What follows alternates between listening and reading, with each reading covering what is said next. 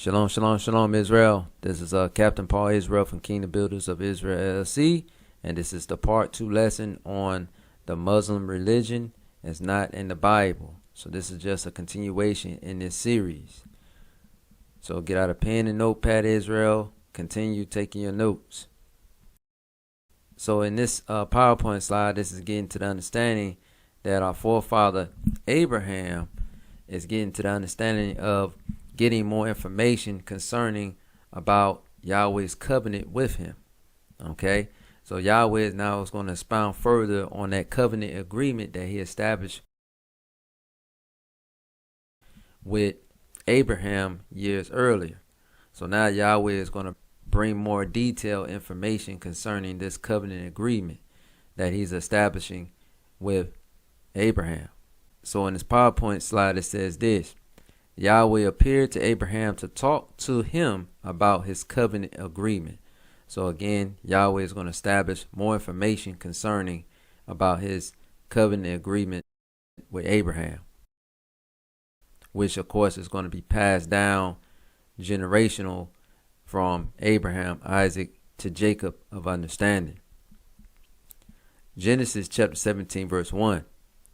And when Abram was 90 years old and 9, Yahweh appeared to Abram and said unto him, I am the Almighty Elohim, walk before me and be thou perfect. So the Most High Yah is establishing a continuation in that covenant agreement of understanding that Abram or Abraham had to walk in a continuation of Yahweh's law, statutes, and commandments, so he can continue that covenant contract bond agreement between Yahweh and Abraham. As you can see, this understanding in Genesis chapter 17 verse 1. So this is just a biblical depiction of Abraham walking in what appears to be a wilderness-like state situation on his journey. Okay. So this is just a biblical depiction of Abraham walking and having a conversation with the Most High Yah.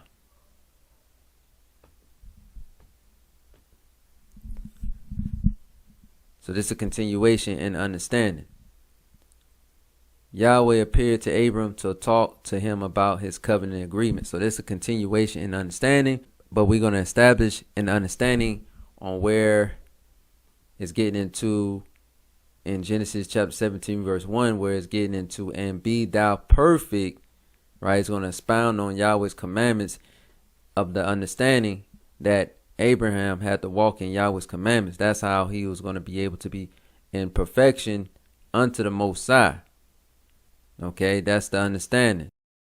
So we're going to prove that understanding that Abraham was walking in perfection with the Most High, who was, of course, in general, the Almighty Elohim in this context. Okay, and also Yahweh is still that Almighty Elohim, but we have to speak in a past tense of understanding to establish the history on Abraham having a conversation with the Most High, establishing walking before the Most High and being thou perfect. So we're going to get the understanding on how Abraham was walking with the Most High in perfection. So we're going to go to the book of Psalms, chapter 119, verse 96. On this PowerPoint slide, it's going to establish the understanding. And of course, the book of Psalms was written by King David. And King David is going to establish what is perfection according to the Bible. Psalms chapter 119, verse 96. I have seen an end of all perfection, but thy commandment is exceeding broad. So the key word we're getting into is perfection. Okay, so that's why it has a colon next to perfection, is expounding the correlation of commandments. Okay, even though in general the context meaning I have seen an end of all perfection, meaning things that you see that's perfected in life eventually comes to an end. But thy commandment is exceeding abroad, meaning it's a continuation. There's no ending of Yahweh's commandments. It's a continuation.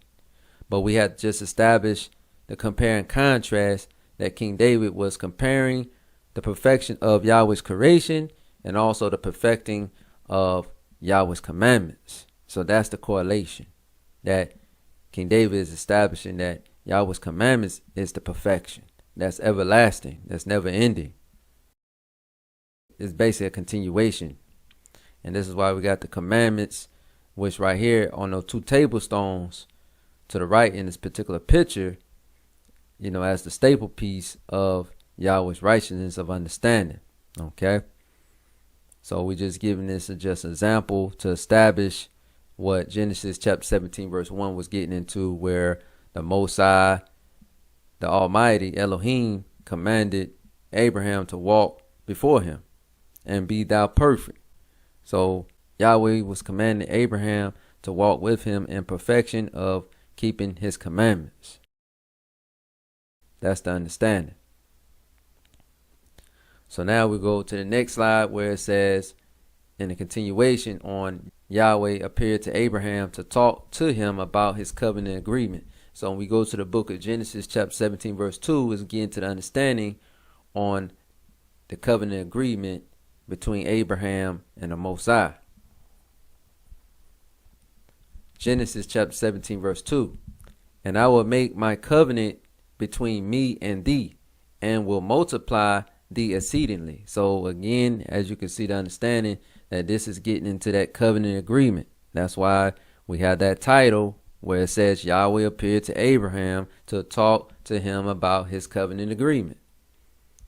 Okay, so as you can see, this is just a biblical depiction of Abraham and also a biblical depiction of Yahweh. And both of these men are so-called black men, as you can see this understanding.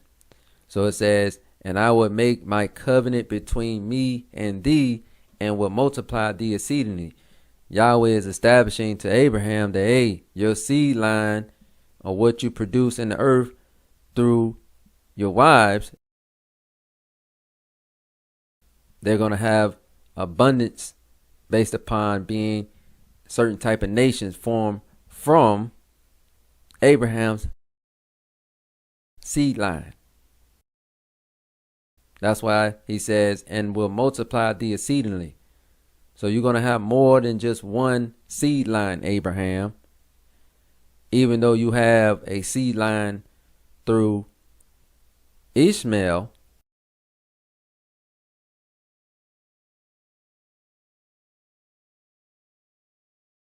but you're also going to have other seed lines as well. Okay. Other nations are going to come from your seed line, Abraham. That's what the Most High Yah is explaining to Abraham.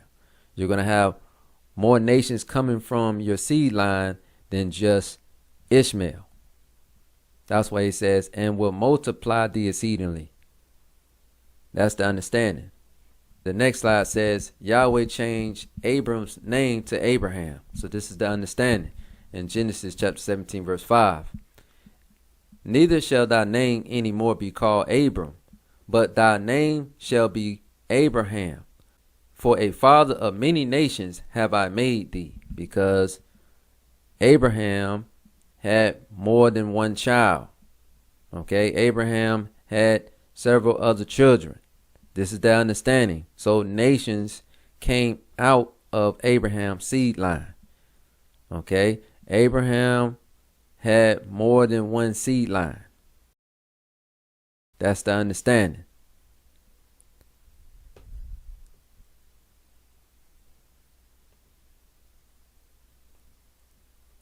So we go to the next slide. It's going to explain or expound on Abraham's seed line having large kingdoms. And it says in this point, Yahweh blessing Abraham's seed lines with large kingdoms to reign on earth in the future. So this is the understanding that Yahweh was given unto Abraham. Genesis chapter 17 verse 6. And I will make thee exceeding fruitful, and I will make nations of thee, and kings shall come out of thee. So again, like I established earlier, that you had other nations coming out of Abraham's seed line. So Abraham had more than one child in this understanding to him to be able to be fruitful. That's the analogy. So he had other children outside of just having Ishmael. So that's the understanding that the Most High Yah is basically establishing with Abraham, letting him know you're going to have nations coming out of your seed line other than just being out of Ishmael. You're going to have other children, Abraham. That's what the Most High Yah is establishing to Abraham, that Abraham was going to have other children.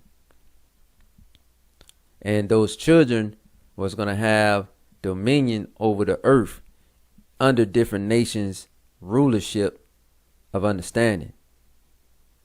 That's basically what Yahweh is establishing with Abraham. The next slide says, Yahweh establishing a contract/covenant between Abraham and to his descendants. So now Yahweh is establishing further information on what's going on with this covenant agreement of understanding. Genesis chapter 17 verse 7. And I will establish my covenant between me and thee and thy seed after thee and their generations for an everlasting covenant, to be a Elohim unto thee and to thy seed after thee. Whoa, wait a minute. You see this, Israel? So Yahweh is establishing a covenant agreement between Abraham and himself, right? So Yahweh has a covenant agreement with Abraham and himself and thy seed after thee. So even after Abraham passes on, it's going to pass on to Isaac. It's going to pass on to Jacob. And also to Jacob's descendants. That's what it's just establishing. In their generations for an everlasting covenant. So this seed line coming out of Abraham has an everlasting covenant that's never ending. Everlasting is a forever covenant.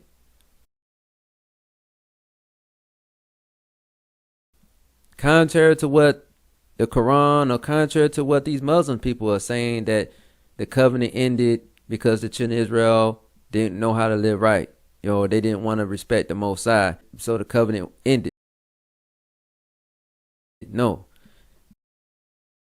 The covenant agreement is a forever covenant agreement. That's the understanding. To be a Elohim unto thee and to thy seed after thee. So Yahweh is establishing that this covenant agreement that he is establishing with Abraham is a forever covenant agreement with Abraham and also to Abraham's children. Okay? And it's going to establish, further understanding who's under this understanding of this particular covenant agreement. Because all of Abraham's children was not under this covenant agreement, which we're going to learn in this understanding. Okay? When we keep on reading the history of Yahweh's covenant agreement between Abraham. Okay? So now we go to the next slide where it says the everlasting word definition. So this definition is going to prove that everlasting means forever, or basically never ending. This is the King James Version dictionary definition of everlasting. Lasting or enduring forever, eternal, existing or continuing without end, immortal. So Yahweh is establishing a forever covenant between Abraham and his seed line. And we're going to establish who's under this forever covenant agreement seed line of understanding of an inheritance. We're going to get this understanding on what nation out of Abraham is under this forever covenant agreement. Okay? Let's get into it. So it says this in this next point. Yahweh establishing a contract/covenant between Abraham and to his descendants to inherit the land of Canaan. So this is just the establishment of the contract or covenant agreement. Genesis chapter 17 verse 8. And I will give unto thee and to thy seed after thee the land wherein thou art a stranger, all the land of Canaan, for an everlasting possession, and I will be their Elohim. Whoa, wait a minute. You see this, Israel? So Yahweh is telling Abraham that, hey, your seed after thee shall inherit the land of Canaan. Okay, the seed line coming out of Abraham shall inherit the land of Canaan for an everlasting possession, meaning it's never going to end. This land that's known as the land of Canaan is going to be what? A forever bond contract of ownership of land for a particular people or a particular nation coming out of Abraham's seed line. That's what Yahweh is establishing. And it also says, and I will be their Elohim. So Yahweh is establishing that this particular group of people or group of nation, or this particular group of a nation is who is basically coming out of you, Abraham, based upon this understanding that the Most High is saying that he's going to be their Elohim. He's going to be their God while they're in the land of Canaan, which of course the land of Canaan eventually became known as the land of Israel. This is that understanding and this understanding in Genesis chapter 17 verse 8. This is just a biblical depiction of the children of Israel in the land of Israel. Okay, this is the promise all the way from the Old Testament of understanding of the Israelites prophesied to inherit the land of Israel under a everlasting covenant or everlasting contract agreement. This is the understanding.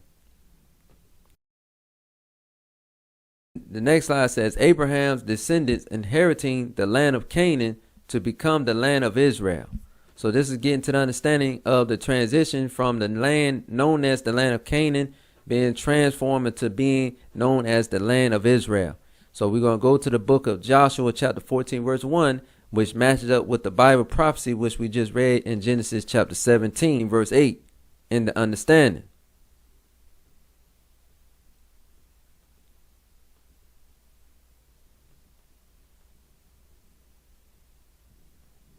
So let's read the understanding on what Genesis chapter 17 verse 8 was getting into when we get into the understanding of Joshua chapter 14 verse 1, where the prophecy is being fulfilled on the children of Israel proclaiming that the land of Canaan is going to be known as the land of Israel. Joshua chapter 14 verse 1. And these are the countries which the children of Israel inherited in the land of Canaan, which Eleazar the priest and Joshua the son of Nun and the heads of the fathers of the tribes of the children of Israel distributed for inheritance to them. So now the land of Israel is being distributed or being inherited to the children of Israel in the book of Joshua chapter 14 verse 1, because this is Bible prophecy that the children of Israel was going to inherit the land of Canaan, which we read in the understanding that Abraham children or seed line of a particular nation was going to inherit this particular land that's known as the land of Canaan to be a forever or everlasting possession. When we read the book of Genesis chapter 17 verse 8, and now we get clarity in Joshua chapter 14 verse 1 that the children of Israel were the ones that eventually inherited the land of Canaan. To now know that this land that was known as the land of Canaan is now the land of Israel, because the children of Israel had inherited the land of Israel based upon Bible prophecy that was spoken to Abraham about the covenant agreement that was forever. Point blank, period. So now we know the history of the children of Israel inheriting the land of Israel based upon the children of Israel being that promised seed line to inherit that land based upon them being Abraham's descendants, and also Abraham's descendants being called to be the ones to inherit that land in Israel is all by a prophecy proclaimed by the Most High Yah, by having his chosen people who he elected to inherit that land, which is known as Israel. So now we get to the establishment of Yahweh changing Abraham's wife Sarah's name, okay, in the understanding. So Yahweh changed Sarah name to Sarah. Okay, so this is where we get an understanding of the pronunciation in the understanding. Genesis chapter 17 verse 15. And Elohim said unto Abraham, As for Sarah, thy wife, thou shalt not call her name Sarah, but Sarah shall her name be. So that's the understanding on why we said in the beginning that Abraham's wife named Sarah versus just saying Sarah. So there's a difference in understanding. But now we know that Yahweh wanted her name to be known as Sarah versus Sarah. So this is a continuation in the understanding. Yahweh blessed Sarah to be the mother of nations. So this is the blessings that so this is one of the form of so this is Yahweh blessing Sarah. Okay. This is Yahweh giving the blessings to Sarah based upon her being the wife of Abraham. Genesis chapter 17 verse 16. And I will bless her and give thee a son also of her. Yea, I will bless her, and she shall be a mother of nations. Kings of people shall be of her. So again, Sarah is being blessed by the Most High to be the staple point or the standard as being the mother of nations. But Sarah only had one child, okay, which is getting into, of course, Isaac. Okay, so but her stance is she is the mother of the nations based upon her being Abraham's first wife. So end of the day, she is the mother of nations. That's the correlation. Okay, kings of people shall be of her, because she is the starting point of the centerpiece for those nations that was going to be coming out of Abraham, because Abraham's first wife is Sarah. So Sarah is always going to get that high regard of these nations coming out of Abraham, because she is the mother of nations. That's what it's saying, mother of nations. Okay, that's the blessings that the Most High is giving her, the correlation, because out of her stance and her connection with Abraham, she's always going to be remembered amongst the nations in general. Okay, because she has a connection with Abraham because Abraham was her husband. So now we go to the next slide where it says Abraham is shocked that Yahweh will bless him to have another child at 100 years old. So this is getting to understanding that Yahweh now is going to allow Sarah to now have a child even at her old age, and also allow Abraham to be a father at his old age at 100 years old. And Abraham is pretty shocked about it. Genesis chapter 17 verse 17 is going to get the understanding. So when we go back, it says Genesis chapter 17 verse 16, it says, and I will bless her and give thee a son also of her. So again, we get an establishment that Yahweh is now going to bless Sarah to be able to have a son, a child, even in her old age. Okay, which is going to shock Abraham in this understanding when we get to Genesis chapter 17 verse 17. Then Abraham fell upon his face and laughed and said in his heart, shall a child be born unto him that is 100 years old? And shall Sarah that is 90 years old bear? So Abraham is kind of shocked because he's saying, hey, I'm about to have a son at 100 years old, and my wife about to have a son at 90 years old. He's kind of shocked by these things because he understands that a woman of an older age is difficult for her to bear children at that age, you know. It's a certain age to a certain degree where women can bear children as a majority. And it's very rare for a lady to bear a child in old age, especially at the age of 90. So this is why Abraham was shocked that the Most High was going to allow his wife to bear a child at 90 years old. The next slide says Abraham was concerned about his firstborn son Ishmael's status, either to remain alive or to die. Genesis chapter 17 verse 18.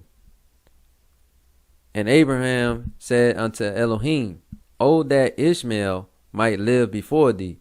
So Abraham is concerned about his firstborn son Ishmael, because he's like, hey, what about the status of my firstborn son? What about him? Because if the seed line of inheritance is now being passed through my first wife's son, who's basically going to be eventually be known as Isaac, then what's going to happen to my firstborn son Ishmael that was brought up from Hagar? What's going to happen to my firstborn son Ishmael? Because he's not a part of that seed line of the promise. Is he either going to live or is he going to die? This is what the correlation that Abraham was asking the Most High. Is his firstborn son Ishmael going to live or die due to Ishmael not being part of that seed line of inheritance? Because Abraham's seed line of inheritance belongeth to Isaac, who was born from Sarah. That's the understanding. So now Abraham is concerned about his firstborn son. And this right here is a picture of what Ishmael would have possibly looked like at that time Abraham was making that statement or questioning the Most High on this matter. Okay? This is the understanding.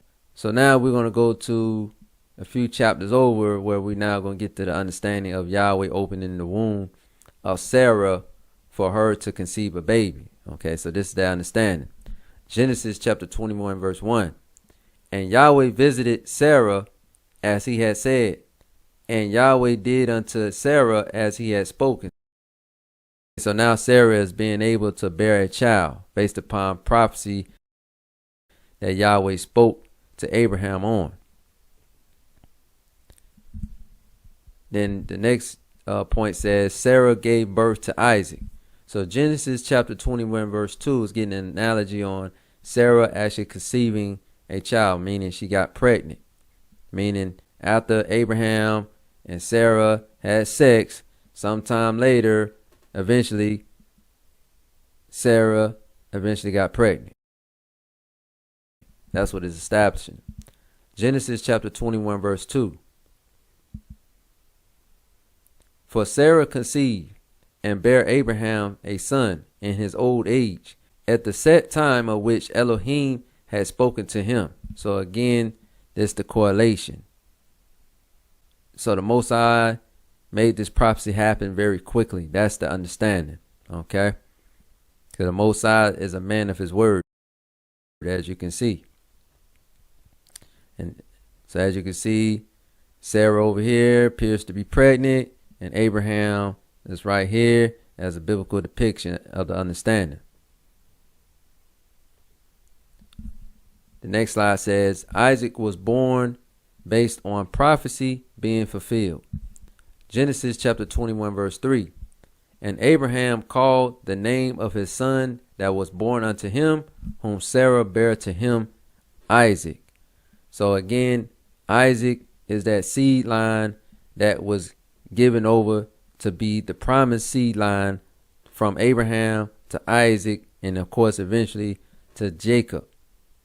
The concern, as you can see in his understanding, is not dealing with Ishmael.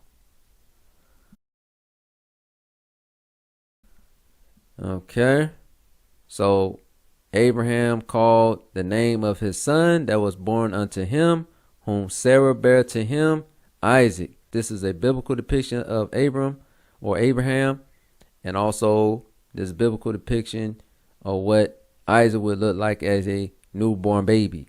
Okay.